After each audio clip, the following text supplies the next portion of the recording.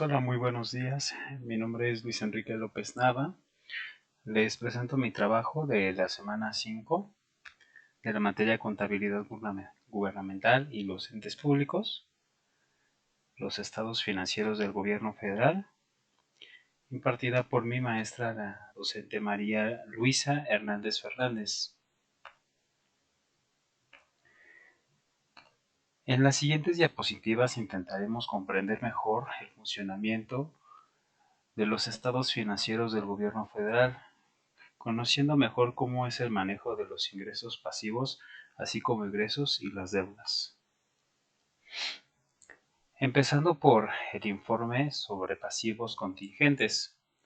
Su finalidad es asegurar que se apliquen los criterios de reconocimiento de adeudos y bases de medición a las provisiones, pasivos contingentes y activos contingentes, y que se divulgue información sobre estos para que los usuarios entiendan la naturaleza de este momento y cantidad. También son obligaciones, tienen su origen en hechos específicos e independientes del pasado que en el futuro pueden ocurrir o no, dependiendo de lo que acontezca.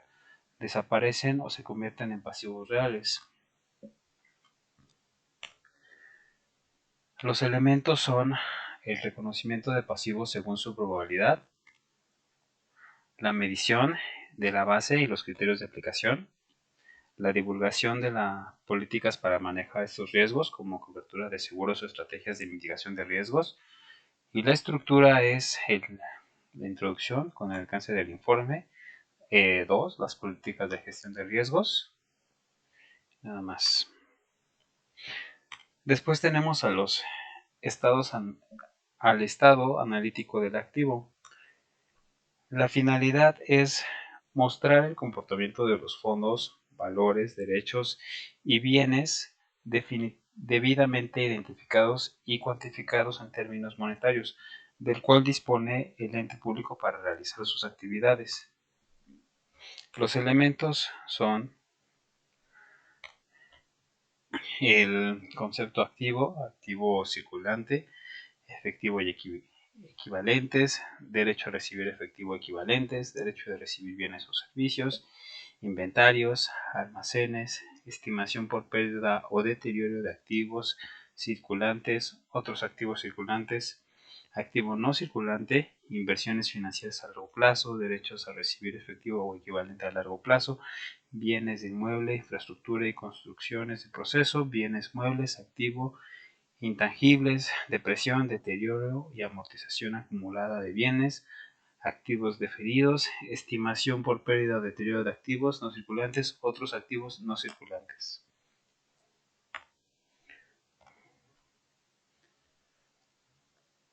La estructura son el nombre del ente público, que corresponde al nombre del público que emite el estado financiero, el estado analítico del activo, que es el nombre del financiero, las fechas de que corresponde y hasta a qué periodo se reporta, cifras en pesos, la unidad monetaria en que se está expresando el estado financiero, el concepto, que indica el nombre de los rubros conforme a la estructura del plan de cuentas, el saldo inicial, que muestra el saldo al final del periodo anterior, cargos del periodo, representa el monto total de los cargos que se hicieron en el periodo, abonos del periodo, representa el monto total de los abonos que se hicieron en el periodo, y el saldo final muestra el saldo final del periodo actual. También tenemos la variación del periodo, representa el resultado de restar el saldo final al saldo inicial. Después tenemos al estado analítico de la deuda y otros pasivos. Su finalidad es mostrar las obligaciones insolutas de los entes públicos al inicio y fin de cada periodo derivados del endeudamiento interno y externo, así como suministrar a los usuarios de información analítica relevante sobre la variación de deuda del ente público. Los elementos serían de la deuda pública a corto plazo, deuda interna, de instituciones de crédito, títulos y valores, arrendamientos financieros, de deuda externa, organismos financieros internacionales, deuda bilateral, títulos y valores, arrendamientos financieros.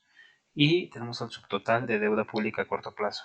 A largo plazo, deuda interna, igual de instituciones de crédito, títulos y valores, arrendamientos financieros de deuda externa, organismos financieros internacionales, deuda bilateral, títulos y valores, arrendamientos financieros.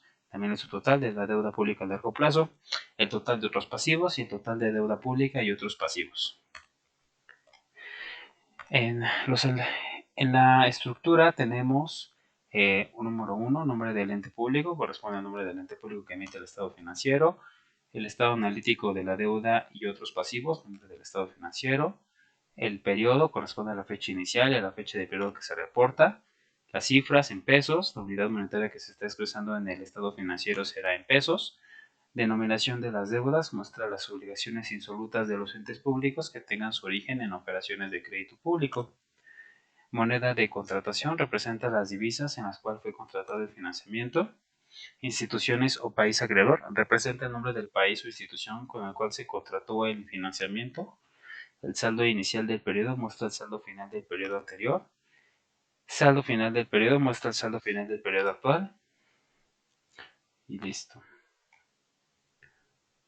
Y también tenemos por último a las notas de los estados financieros.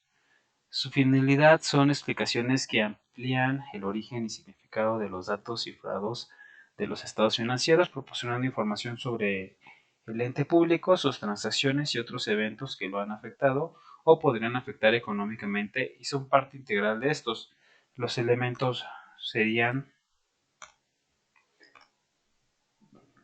las notas de gestión administrativa.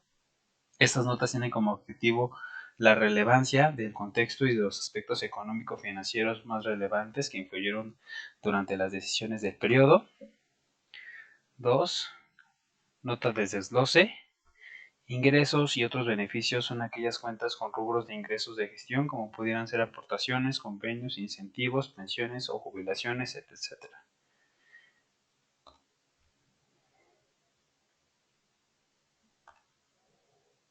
Gastos y otras pérdidas son aquellas cuentas con rubros de gastos de funcionamiento, como pudieran ser transferencias, subsidios, intereses, comisiones y entre otros gastos de deuda pública.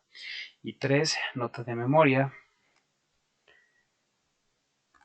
Estas contendrán información sobre las cuentas de orden tanto contables como presupuestarias que se utilizan para registrar movimientos de valores que no afecten o modifiquen el estado de situación financiera del ente público.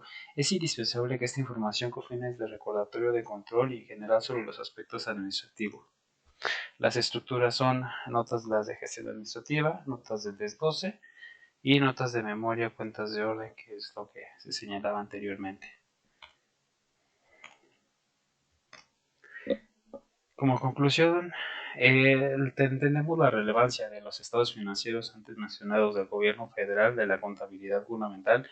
Es muy detallada y registra todo tipo de ingresos y egresos para manejar un ejemplar control financiero en los estados. Se entiende la relevancia que este maneja para todos en el sistema económico mundial, así como lo delicado que puede ser manejar este tipo de información gubernamental para la sociedad. Se entiende evidentemente el compromiso que se está generando al manejar este tipo de información y pues lo importante que es tener un buen control al manejar esta información. Por mi parte sería todo. Dejo las referencias que utilicé para la obtención de esta presentación. Muchas gracias por su tiempo. Buen día.